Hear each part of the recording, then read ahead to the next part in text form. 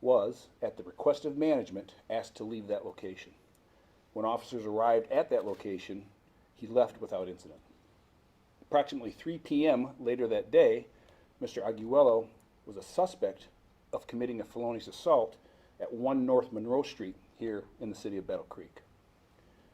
A short time later, at approximately 3:30, Mr. Arguello went back to the location at 62 East Michigan Avenue. Upon his return, management contacted and requested the Battle Creek Police Department to respond due to concerns about his behavior. During this time, Battle Creek Police had been attempting to locate Mr. Arguello regarding the alleged felonious assault that had just occurred prior. BCPD officers responded to that business and located Mr. Arguello seated at a table.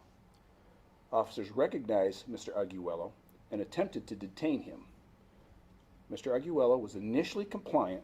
However, when the officer attempted to handcuff him, he resisted and no longer complied with the officer's verbal commands. As you will see in the video, Mr. Arguello continued to disregard the officer's commands and slowly began to walk at her. The officer attempted to tase Mr. Arguello. However, it had no effect. Mr. Arguello then rushed the officer, knocking her to the ground, and attempted to disarm her. Patrons inside the establishment rushed to the officer's aid and attempted to assist her.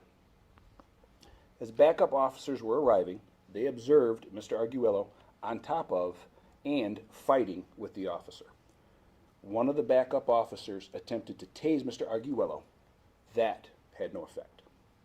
During the struggle, Mr. Arguello continued to attempt to disarm the officer, ultimately shooting her in the leg. The officer advised the backup officers that Mr. Arguello had her gun and that she had just been shot. One of the backup officers then shot Mr. Arguello to stop his actions. Life-saving measures were attempted on scene. However, these attempts were unsuccessful, and Mr. Arguello was pronounced dead on scene. The officer was transported to Bronson Battle Creek and treated for non-life-threatening injuries. This investigation was turned over to the Michigan State Police as a standard procedure in officer-involved shootings. We will now play the video and we'll take a few questions.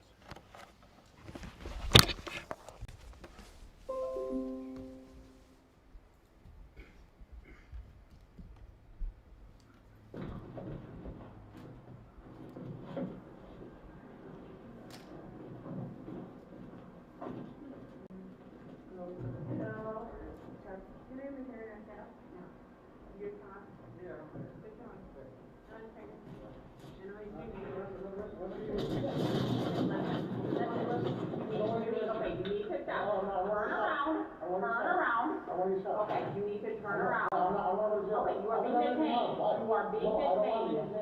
You are being detained. Okay, you're gonna get tased. Get down on the ground. Get down. Get down.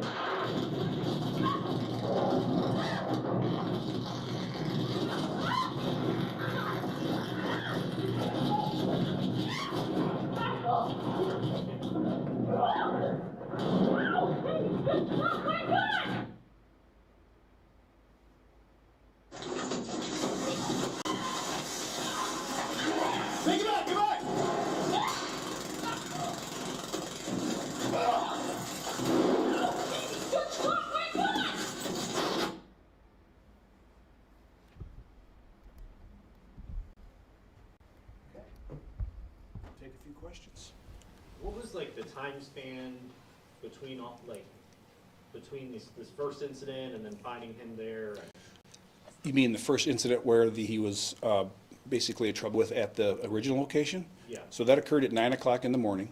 The felonious assault occurred at approximately 3 p.m. in the afternoon, and then this occurred at approximately 3:30.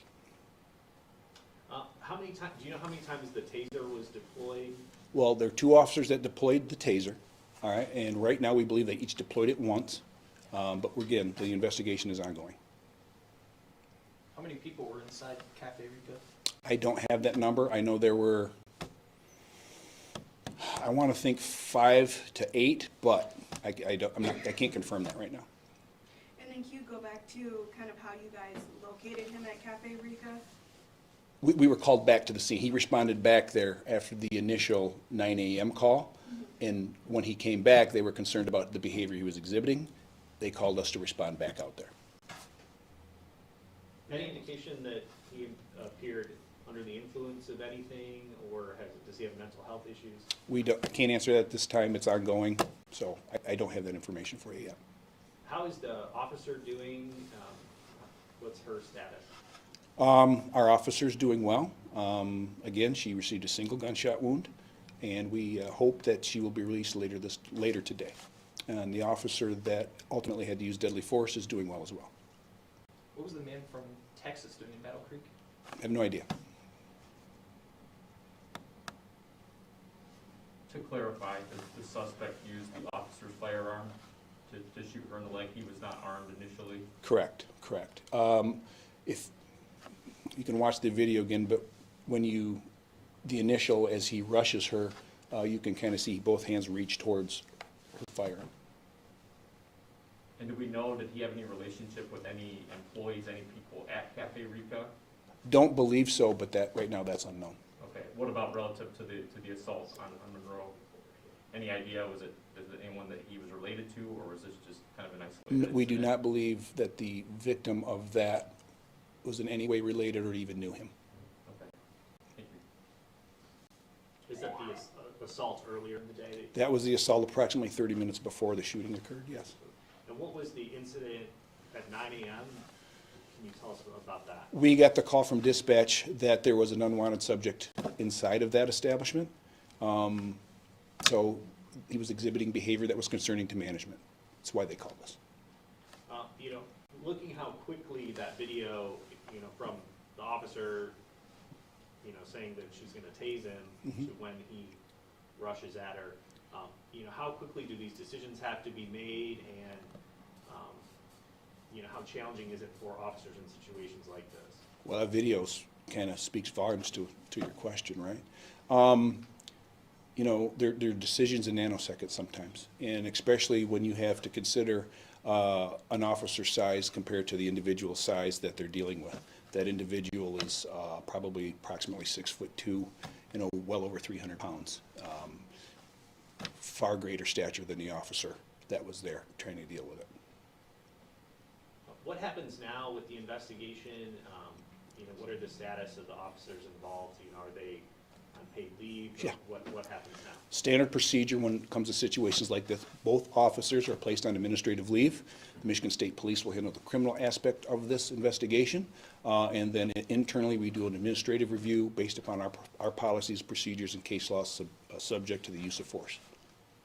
And I'm trying to remember from the video, was there a lot of people in the restaurant at the time, or was it mostly employees? Were there a few customers? There weren't a lot of people. I don't have the exact number, somewhere between 5 and 8. When Café Rica said they were concerned about his behavior, did they give any details exactly on what that behavior was like? No.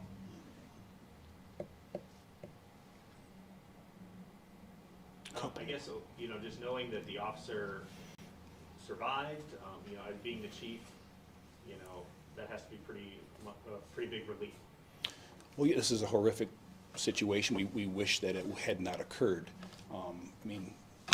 All things considered, we're sorry that there was a loss of life, but we are also feel very blessed that the officer is also going to be fine. So, yeah, it's a tough day, but I guess we're for all intents and purposes, we're glad and happy, all things considered, how it turned out, as tragic as it is. Had the cafe indicated any, other than that day, had they indicated any previous issues with this employee, with this customer, rather? I don't believe so, no. How's the assault victim doing that was assaulted beforehand? I think he's going to be fine as well. I don't want to talk too much about that, but it's kind of, they're indirectly related, but I believe he'll be fine. Okay. So you guys knew he was in there because the cafe had called, you were looking for him for that assault? We were looking, yes, the officers knew that he was wanted to be questioned as pursuant to being or the alleged felonious assault. So when they responded and walked in and observed, we had been looking for Mr. Aguilero for So you actually quite some time. the subject you were looking for. Have you run into him before or no? I believe we've had a few contacts with him. He's pretty new to the community, so I don't know how long he's been here, but yeah, What sort of contacts have you had before with him? I think they were minor, nothing of significance, so. Obviously, a tough day, as you said. Just what are your thoughts on how your officers handled the situation? They were fantastic.